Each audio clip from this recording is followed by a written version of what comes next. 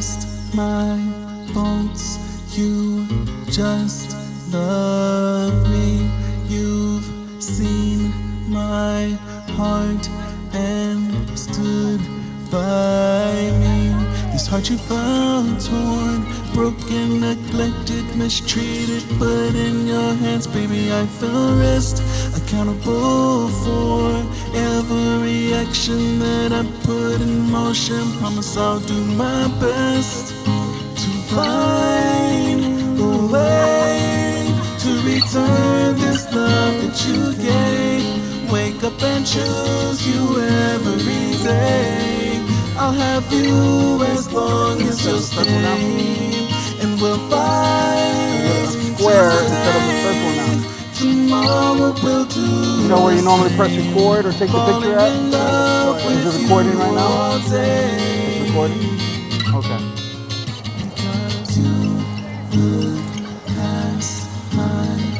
It's because I'm doing it from here. Just love me. You've seen Who are you talking to now? my heart and stood by me. It's what you found torn, broken, neglected, mistreated, but in your hands, baby, I feel rest. Accountable for every action that I put in motion. Promise I'll do my best.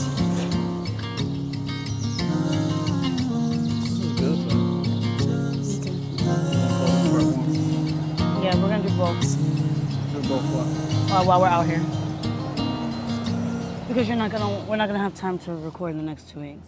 So we're gonna do them both. Oh wow, what is all that? You got the headphones on? Did you have the headphones on? What headphones? The whatever red dust is on you. It's a bunch of it. Good God, yeah. So remind me to tell you how to get the replacement. I didn't wear the red ones today. Why is that? What's that red dust? Crayon? The chair. Okay. I carried it on my shoulder. Are we centered? Yep, okay.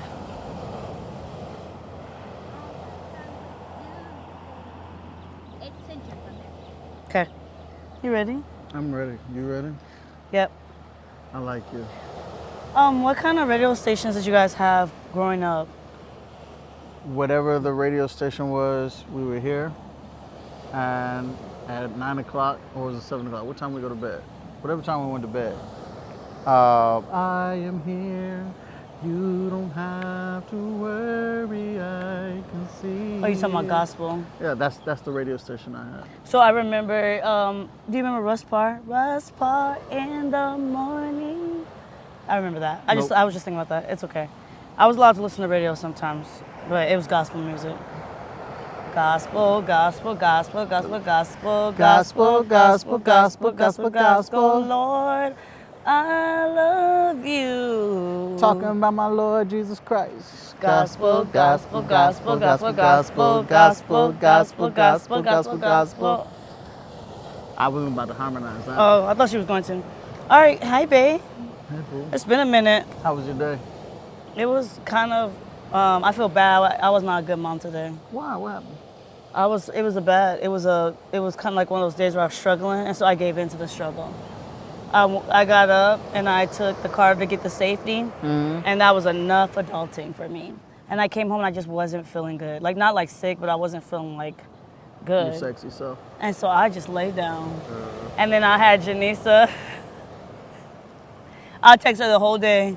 So every time, the entire day.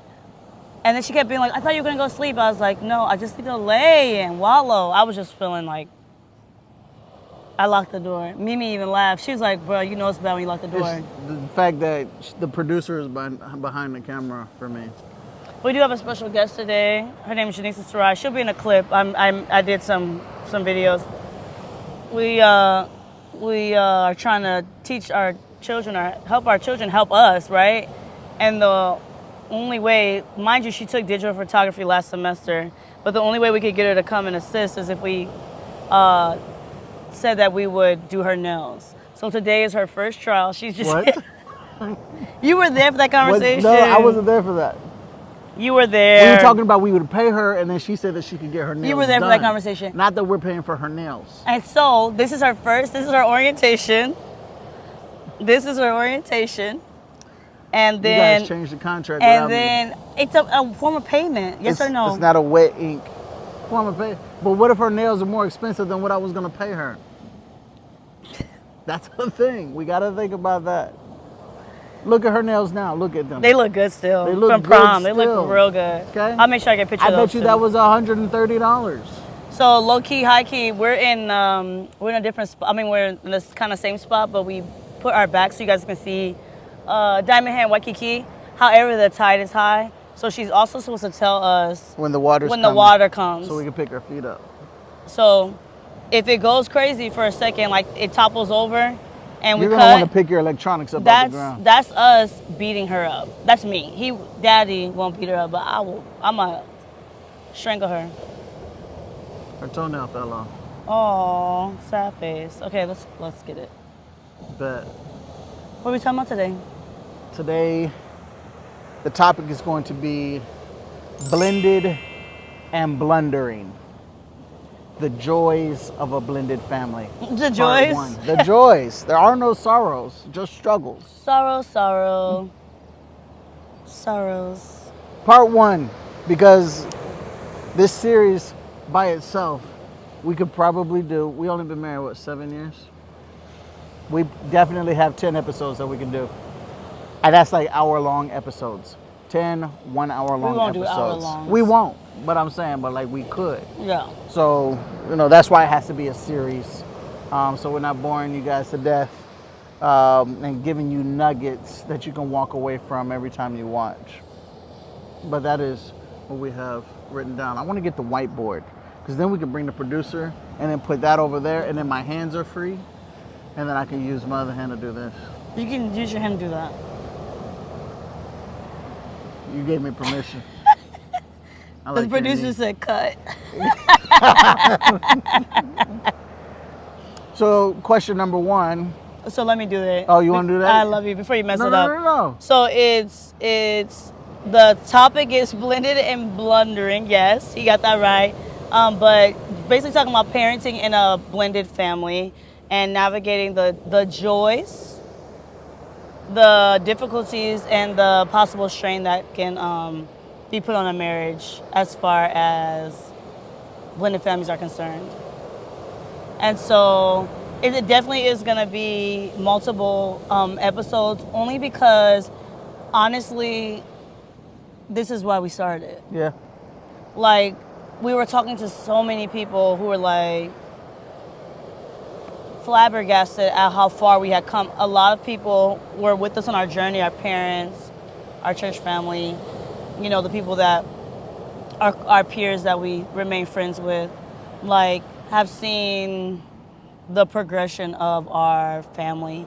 And so, but then we also saw a lot of people struggling with it. And so we wanted to speak to it as far as our experiences. I don't know if we said it. Did we say that we're the unqualified experts? Unqualified already? experts. We are the unqualified experts. But what I love about today's day and age is that there's so many people that kind of get to put their voice to the mix.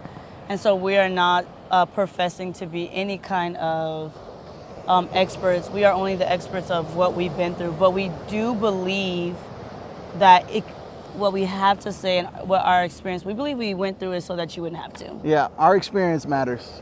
And it's not to, downplay anybody else's experience. But I guarantee you somebody's been through something that we've been through. And that's the purpose of what we're doing with these videos, is to help impart our experience to you, and you can glean from that kind of wisdom from there. And we go forward with that. Okay, so question one, I like you. or topic one, I guess. I like you a lot. And what else? That's my favorite topic. Number one, focus. Oh, I can read that now? What we did wrong. Number one, everything. Everything. We did everything. we didn't do everything wrong, but we didn't necessarily have somebody that we could turn to that we, I guess, trusted in that manner. Like, I came up with both my parents. I don't have any experience dealing with adding siblings to my family, like real siblings. We don't do the stepsisters, stepmoms, stepdads. So like Janisa is my daughter. I knew her when she was born. I have seen her grow up through all the steps of her journey in life. And you have always been aware of Isaiah as well and kept track and tabs of him on every step. It's like we raised them without being in the same house almost. I think our experience is also different because we were friends for a long time. 30 years. Yeah, not 30 years. 28 years. You keep adding it, but we were friends for a long time, so there was already that relational, and we'll speak to that later. What we did wrong. I think the lack of communication about what the expectation was going to be when things came together. Before Isaiah came into the mix, it was us. It was me and you. And Janisa was cool with me when I came to visit. But once she found out that I was pursuing you for marriage, it was a light switch, and we're no longer friends. Because you were Uncle Mike. I became... Let that be a lesson, that if he calls you uncle, it might not always be uncle. But the idea was that I was going to be your husband, and where does she fit in? And her trying to find that place. Because it was, y'all got a 2-bedroom house, but she slept in your room. That extra bedroom was storage. She slept in your bed. That extra bedroom was, and you know what kind of storage? Toy storage. Toy storage. It was still her room. It was that still she her never room. Slept in. It was she her got playroom. Her own bed. It was a playroom. And when she had, matter of fact, when she had sleepovers, low key, they slept in my bed too. Sometimes I would sleep on the couch so they could sleep in my bed. But yeah, anyway. Wild. Yeah, Not vacating my premises for my children. The couch was comfortable, and the TV was out there. But yes. So, as much as it was a journey for us with the blended and blundering, it's also a journey for them. And, you know, we can do another episode where they can kind of tell their story and their part. But Janisa finding her place within the marriage, within the family, her feeling like her place had been reduced because she's no longer sleeping in the bed with you. Her having to ask permission to do different things. Her having to, thanks for telling us after. Her having to figure out life inside this now blended family with me being added to it. And then we got married in 2017. I got custody of Isaiah in 2020. And how that changed the dynamically in our house, where he's coming in and finding where he fits in with a sister that he just got assigned, and with a bonus mom or a mother that is also feeding him and raising him and clothing him.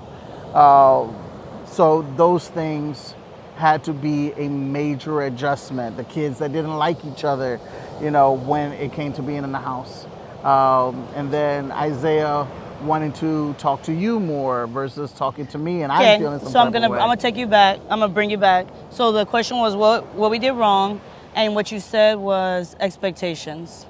So we did not align our expectations. Is that what you would say? We did not have any expectations because I don't think we talked about anything before it happened. Got it. So because you didn't, I'm trying to bring it back full circle because you veered off in a good way. But but I'm trying to bring you back. So we did not have any expectations. So not setting expectations is what we did wrong? Or not having any expectations? Not having any expectations. Because I think that we depended on ourselves so much that me and you were solid, so this is going to be solid. Versus like we love the each reality. other, we love each other, so everyone's gonna love us, yes. And we're all gonna love each other. Yes. And that was just not. That we were was not it. And you know what? We had something that we could have looked toward. The Brady Bunch. Did you watch the Brady Bunch? No. Purposely, I did not watch the Brady Bunch. I love the Brady Bunch, and so the Brady Bunch actually. I'm going to make the kids watch it. But the Brady Bunch, I mean, it was very set in the time that it was set in, but that was what it was about. She brought the 3 daughters, he brought the 3 sons, and how they were trying to figure out. It was the very, TV vanilla ice cream flavored version, but that version all the same. And so you're about to be fired, producer. At least you got the camera. Good Thank job. you for getting the camera. Next time we're gonna set 2 cameras up. We're gonna set a camera of us, and then so you can see the producer just laughing, laughing. I mean, the phone's paid off, bless the Lord, but we'll be upset. I'll be big mad. And so Lots of photos. with that being said, I think what we did wrong was that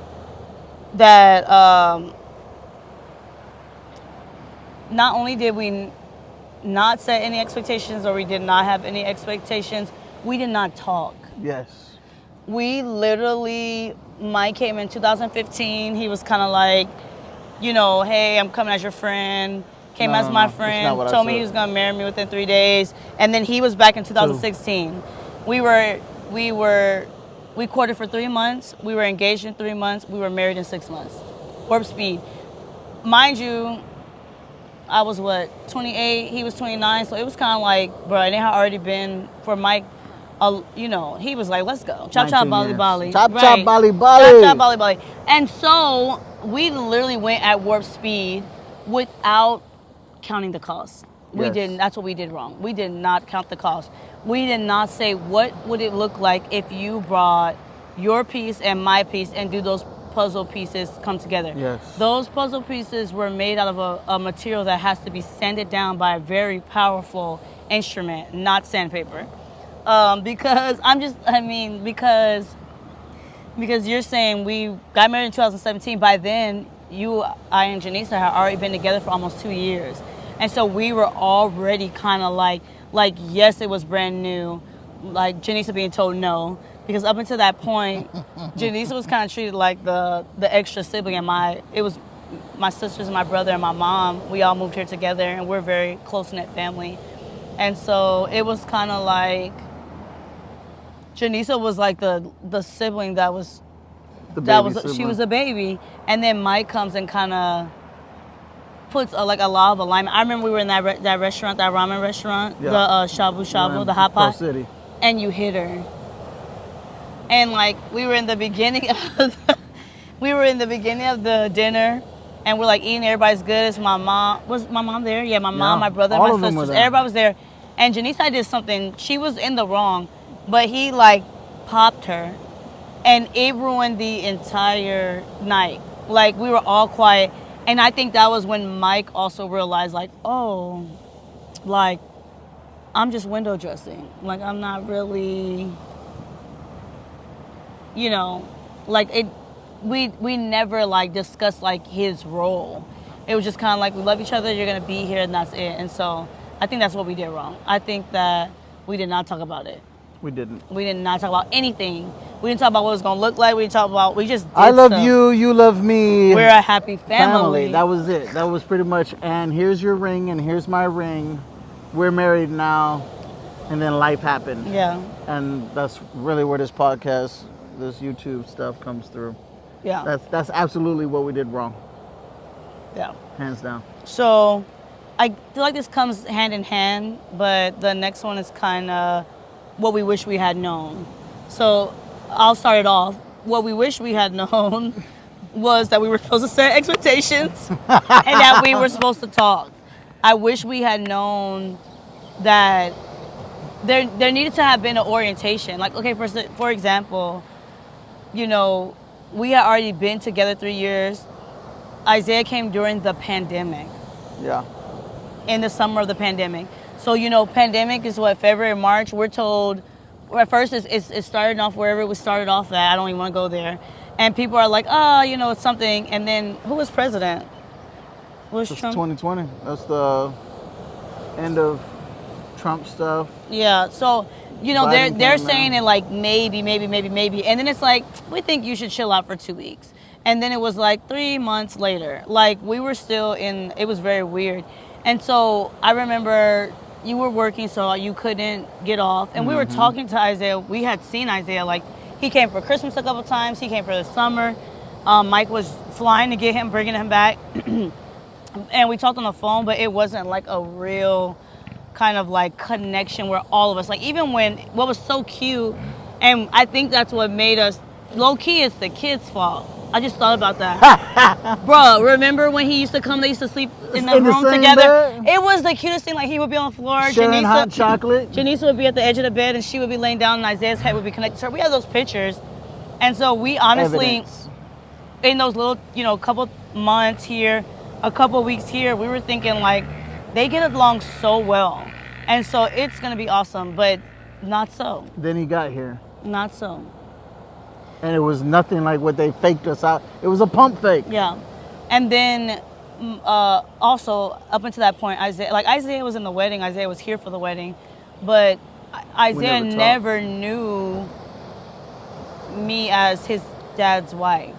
And so that was also like, he comes in. We're at that point, shelter in place, stay at home. You're working and I'm at home with the kids. And this is virtual learning. So we're all together in the house together after not spending more than a couple months together, not in like every day, 24 hours a day. Like the times that he had come, I was working at Boys and Girls Club, so he was coming to the programs with me. Christmas he came, is like 2 weeks. We was doing Christmas presents on the beach and it was awesome and amazing. This beach right here? Yep. And so, what we wish we would have known is that we needed to have those conversations. We need to have those conversations, not just with each other, but we definitely need to have the conversation with the kids. Like, how do you feel about, having a sibling?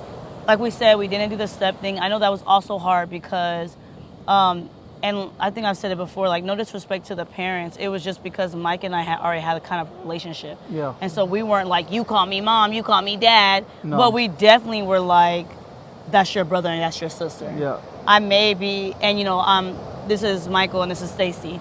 Like we didn't do, we did not do the labels because we thought that would be easier. I do think eventually it became easier, but in the beginning that was a struggle.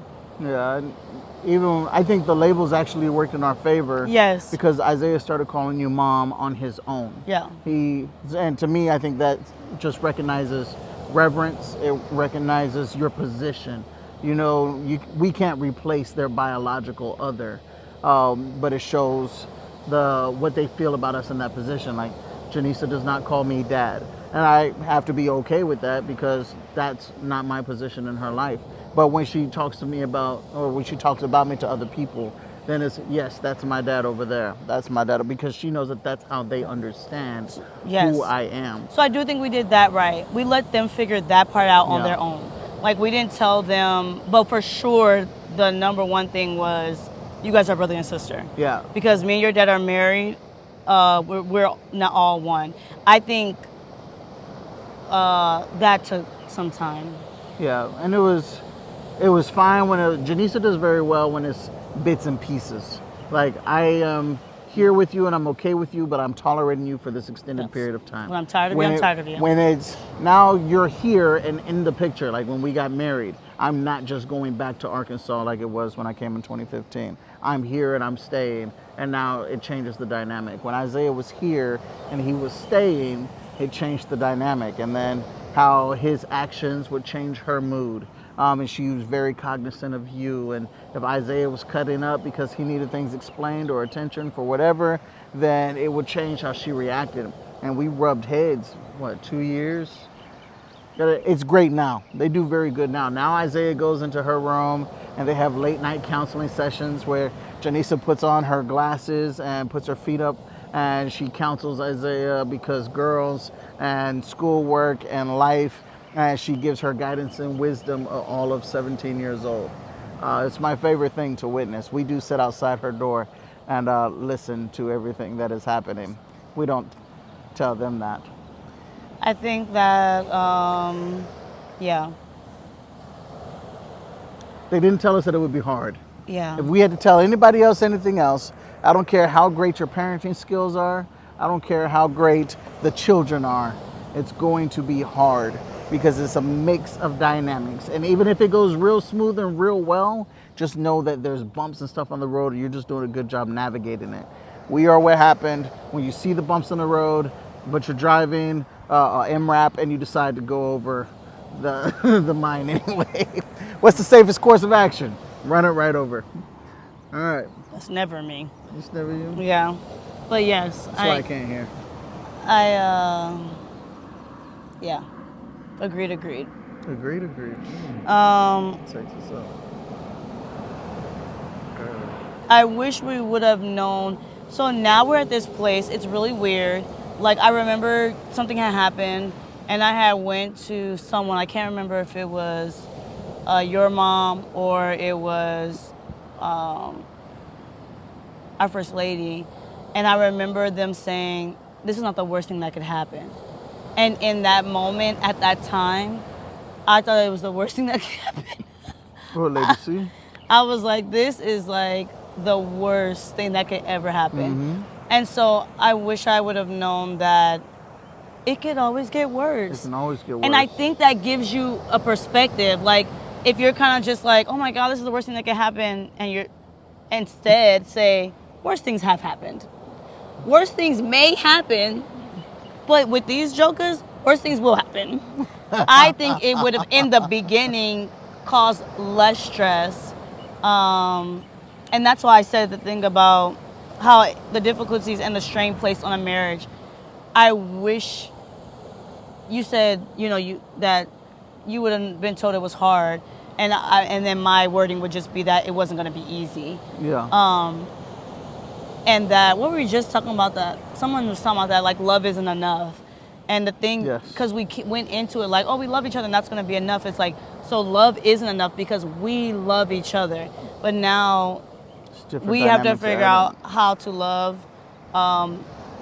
each other together, and when you come into a relationship already with kids in a place where you know that your marriage is supposed to kind of be at the forefront of everything, it kind of knocks you off your rocker. And so we had to be stronger, I think, because we didn't have the first comes love, then comes marriage, then comes baby in the baby carriage. Like, not like, no, that wasn't the case. Baby is big out here. Baby's the same size as you.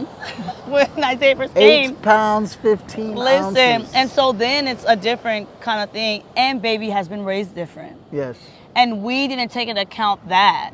And so even going to this next part of like what would we advise? What we would advise is to be real with yourself. We were not real with ourselves. We were not like,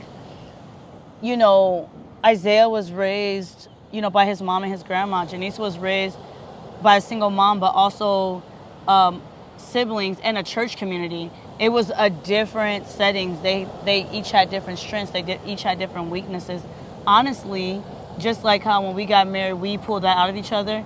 When they were together, that pulled out of each other. Yeah. And so we would advise that you take the time to get acclimated.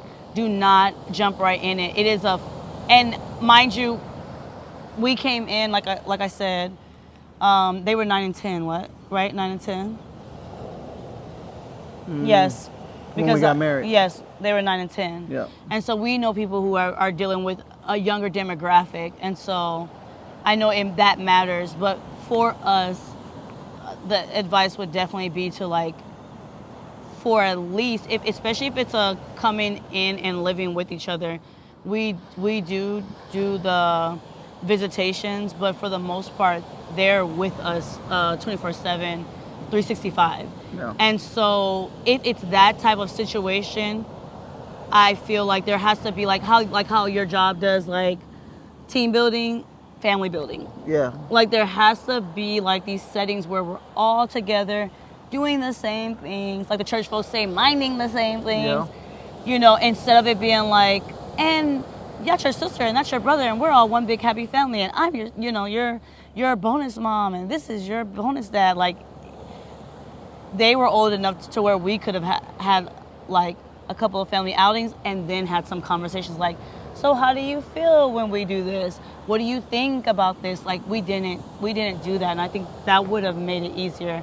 And not only with having the conversation with each other, but having the conversation with the kids, like, because they're a huge part of it, Yeah. because they're already here, so they don't get to grow up into it and kind of figure out their way, and we get to navigate them. We literally, I feel like as parents have to be honest with our children. And at 9 and 10, we could have had those serious conversations like, hey, how does this make you feel? What do you want? Like, Yeah. you know, and we didn't. I think at 9 and 10, it was easier because there wasn't a lot to say for them. Yes. You know, they were doing more of the, this is what the ruling of the house is, so therefore this is what we follow. Versus now at 16, 17, where they're like, I don't like broccoli. And so I'm going to express to you that I don't like broccoli in a respectful manner. Yes. So them being able to communicate at 9 and 10 is a little bit different than being able to communicate where they're at now. Right. But I still would have had a conversation. Yeah. Like, that would be my advice, to have a conversation and explain, like, not assume that they're too young to at least comprehend, like, I was living here and now I'm living here. Yeah. And I haven't known you for like a couple of years. I didn't realize you were here for keeps. Like, I didn't know this was permanent. I was at the wedding and everything. I remember us having that conversation with Isaiah. And Isaiah was like, he was happy at the wedding. Like, he said he remembered crying because he was excited to be a part of a family, but then not realizing that, like, you and his mom were never going to be a thing. Yes. And so had we known that, we would have had a conversation about, like, that's very much a real thing now. Like, as adults, you know, we're elder millennials. Did you know that? That we're elder millennials? I figured Senior because millennials. we were millennials, Yeah. like we're the very first Yeah, millennials. that's wild. No, we're the very last millennial. I mean, yes, we're the very first millennial. We're the baby millennial. I mean, the elder, anyway. I don't know how to explain it, but I think that had to be like a very real conversation that we did not have. Yeah. We did not. We did when he told us, and that was before we got married. But I remember being so heartbroken that the reason why we were having so much resistance from him when he was visiting, from what he told us, was that he didn't realize that was never gonna happen. And so it was kind of just like, bro, we're just moving on because that's what we're used to doing. Yeah. But children are not. I was a military child. And so you move around and you kind of get used to it. But if that's not what you're used to, then you just have to figure it out. We low-key did it. That was point 1. That was point 2. So talk about it.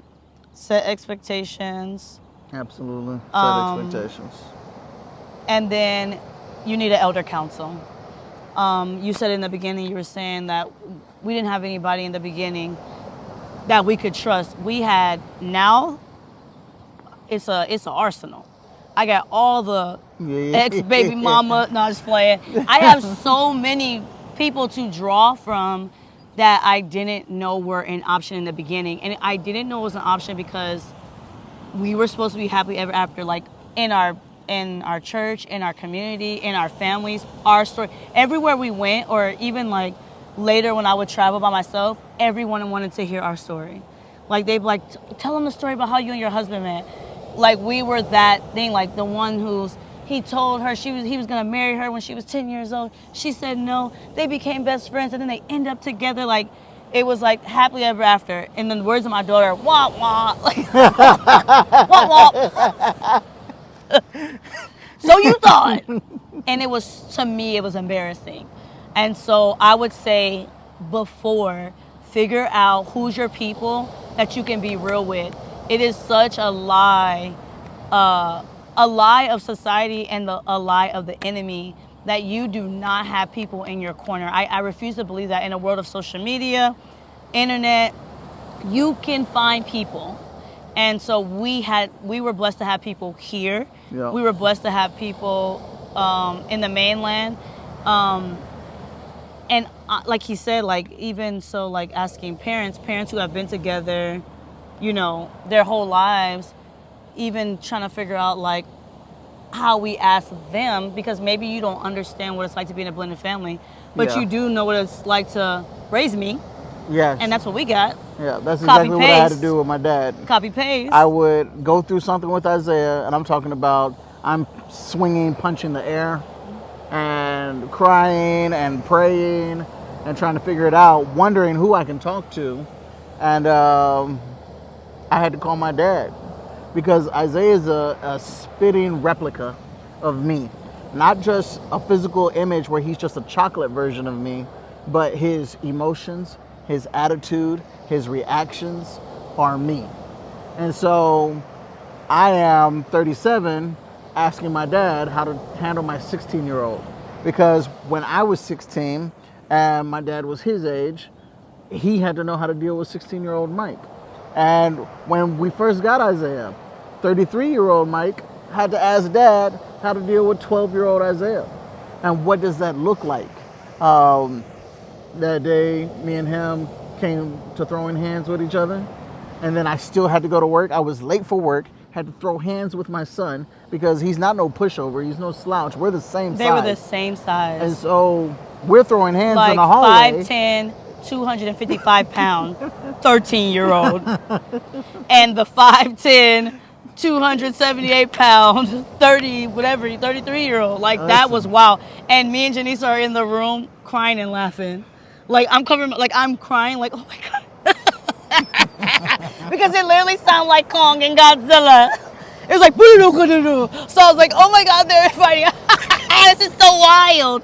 Like, no one will ever believe this is our life. Go to church on Sunday, sing on the praise team. God is good. Yes, he is. Oh, Allah. But that is what I wish I would have recognized earlier, having that counsel and going to my dad for more than just bad things and issues. But Yeah. like, hey, you know, probably when I look at photos and old stuff now, there's pictures of us. I think it was either Maui or Kauai. I think we did Kauai as a family. And my dad made sure that he implemented these family times. So then it brings it back to like how you do Friday nights and game nights. And the kids can have their friends over and they play Monopoly because Monopoly's the greatest game ever. But those are, I text my dad Sunday, maybe Monday. I was talking about core memories. And that is a huge thing that I know that my dad instilled in me that I'm just now, you know, bringing forth the fruit from. Where my dad used to cut my hair when we were younger, and I could remember the smell of his hands when he sit there and hold your head like this. So they're sitting there trying to keep your head straight, make sure that they don't jack up your line and give you a pushback. Uh-huh. And so I'm cutting Isaiah's hair, and I just feel like my dad in these moments. So I literally had the blueprint in front of me. I just chose not to read it. And so now me taking more advantage of that. And I think that would be beneficial for family members when you're trying to not only blend your family like we're doing, but also, you know, who do I talk to talk about the person who's acting just like I act like? What was the thought process at this age and going from there? It's always And then with the marriage stuff, I think even that's also a lie where, you know, you have this one person. And I think as you get older, I was telling my friend the other day, I was like, I have the most stable relationships now than I ever had. Yeah. And I was super friendly. I like a lot. I always feel away when I see people who manage to keep their relationship. I have friends that I'm still friends with from high school, but not like the friends I have now, where it's just like, I know. But you know, because you were saying you can go to your dad for raising you, but we were also able to go to Bishop and Lady C for like being married and having, you know, she was you know, someone who had been through that, and our pastor and our first lady and other people, like older people who already been there. Yeah. It's cool to have the people that's like on your side, because they're on your side. They're like, yeah, girl, because yeah. And then your boy is like, man, yeah. But you need somebody who's going to be like, so that was probably not. Yeah, that was dumb. That was Go ahead dumb. and Like, say it. That's exactly what they said. I was about to say, So I was gonna say unintelligent. You know, and the people that we know, like, low key reverse psychologize us. So they'll be like, so what'd you learn from that? Like, just tell me what to do. Tell me what to do. You know. And so I think that you don't have to do it alone. Even if you feel like you're alone, you just don't. You don't have to do it alone. You have people. Have your people. Get you some people who are older than you, who have been there before, at least a couple years. I would say 5 to 10, because you don't want somebody who's like, man, just 3 years ago. Like, nah. I want to see how you got over. Right. You I want to fresh see. out. Listen, I want to see somebody who made it through and made it. And I think that's what we should have did. So I think this will be the end of part 1. I'm down. That was really good, babe. Hey, you're really good. I was babe. really trying not to like talk too much. Yeah.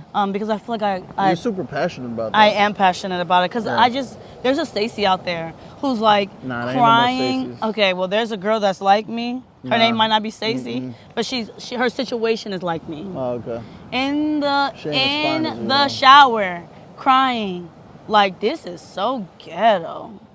This is ghetto. You think you know, but you have no idea. This is the real diary of Blended and Blundering. Peace. You can stop it. No, wait. Did you stop it? Why? Give me a kiss. Now you can stop it.